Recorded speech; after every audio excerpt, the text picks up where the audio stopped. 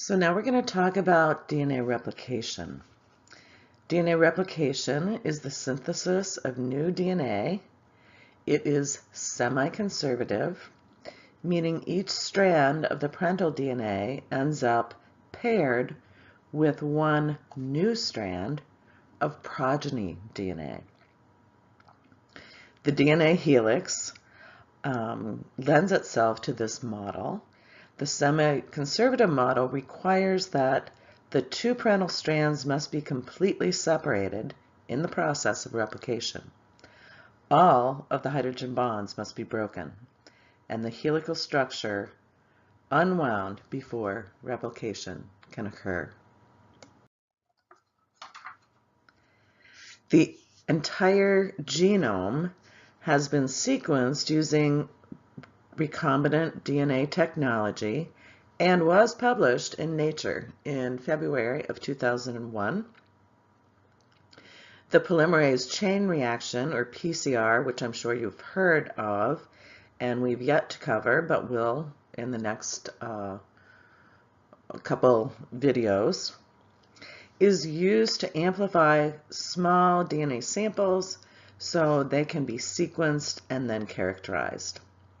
The monumental task of sequencing the entire genome can be illustrated by the number of books it would take to contain all of the sequence information from a human. So this is what this slide depicts, and this was done by a faculty member at the University of Minnesota. And we can run through the different pieces here. If we have a text that has 100 characters per line, 60 lines per page, 1,000 pages per textbook, we would end up with 500 textbooks in order to completely publish that sequence. So a huge amount of base pairs to copy. So we're going to look at the chemistry of DNA replication.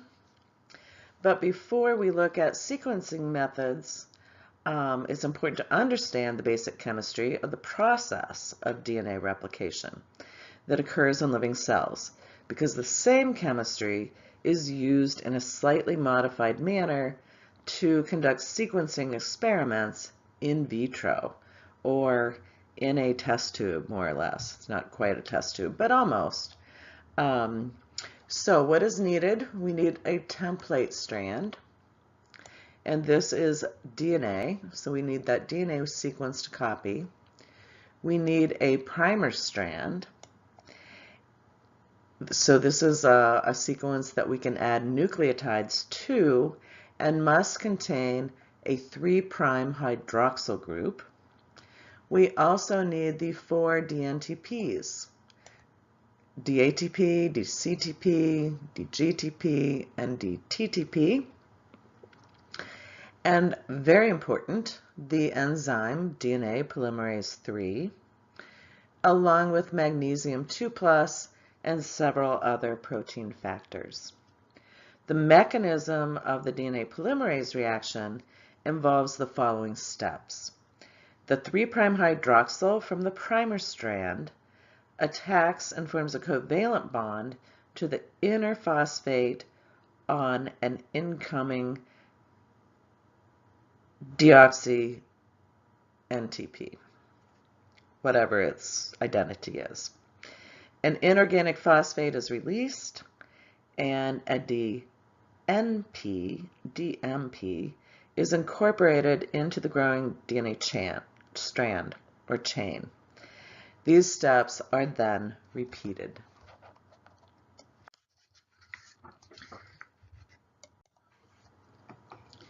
So now we're going to look at the directionality of replication. Replication occurs from the 5' hydroxyl end toward the 3' hydroxyl end of the template strand. This directionality of synthesis is the consequence of the mechanism of synthesis, namely that 3' hydroxyl group of the primer on the alpha phosphate of the incoming dNTP.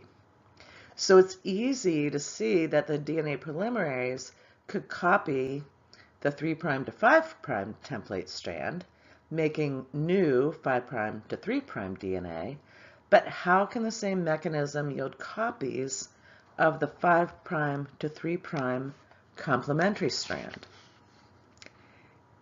A problem or a question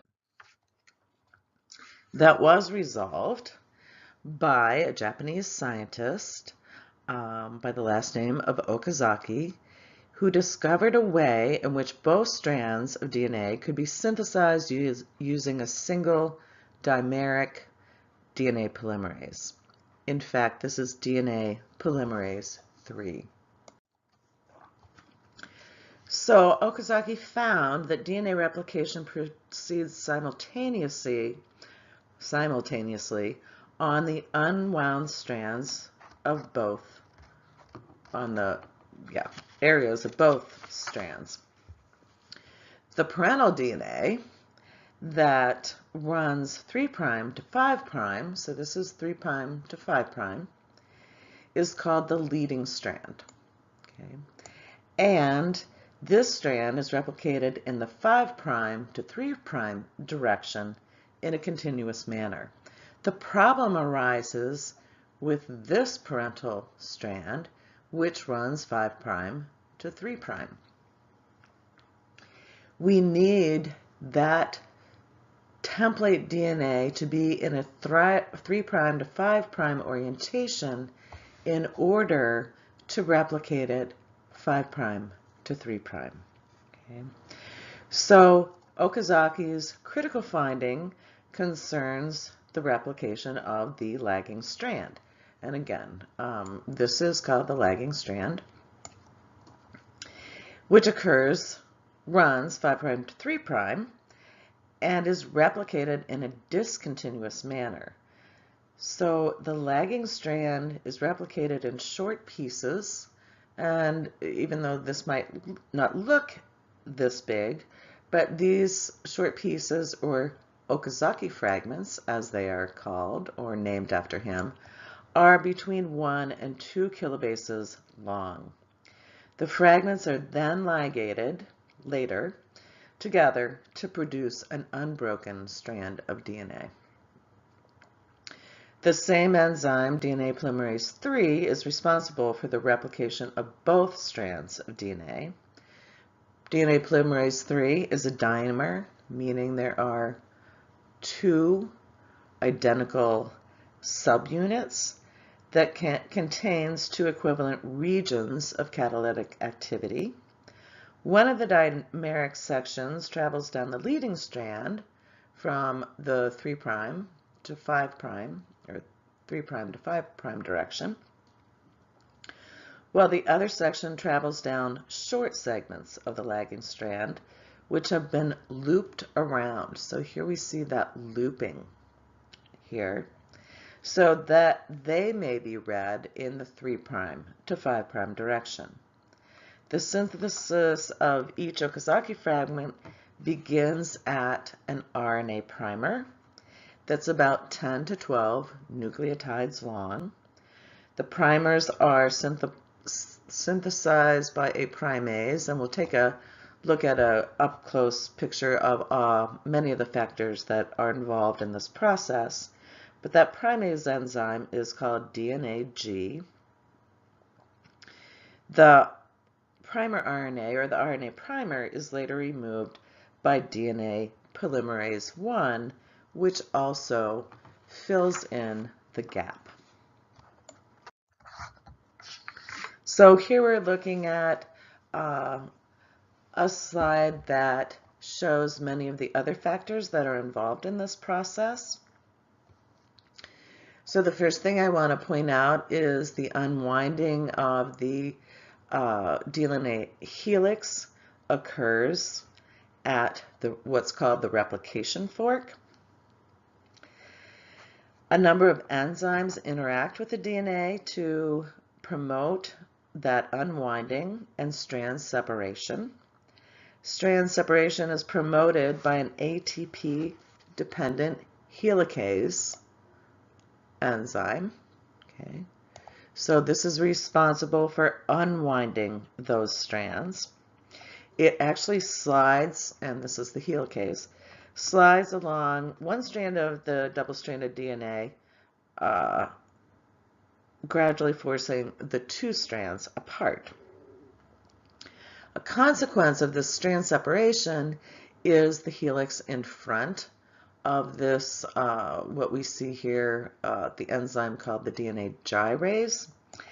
And that strand separation creates or introduces strain, which makes this part ahead of the polymerase supercoil.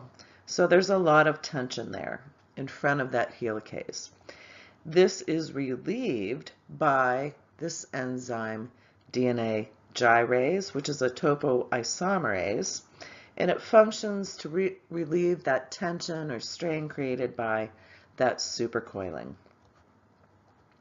We also see some other proteins here.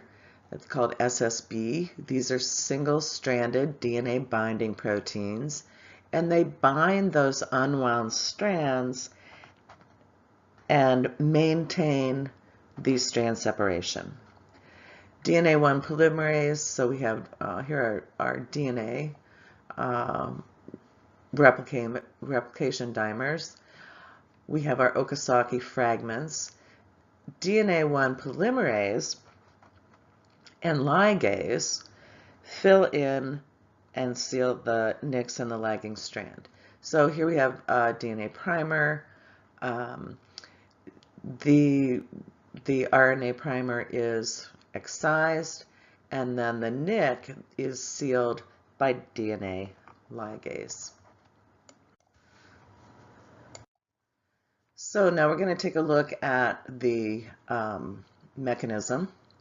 So here is the template strand, 3' to 5', and the progeny strand. Well, no, this is the primer. We're going to start producing the progeny strand. So this is the RNA primer that contains a 3' hydroxyl group. We have an incoming DNTP that has 3 phosphates attached. The 3' hydroxyl group attacks, I should say, the inner phosphate or the alpha phosphate group and releases inorganic phosphate. So this is via hydrolysis, and we have a covalent bond between that phosphate and the previous nucleotide in the primer. So we're ready then to add the next DNTP, and the 3' hydroxyl group will initiate that incorporation.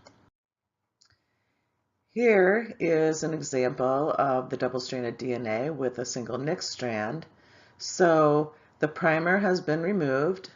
DNA polymerase 1 has replaced that primer with the appropriate nucleotides for DNA. And DNA ligase then will,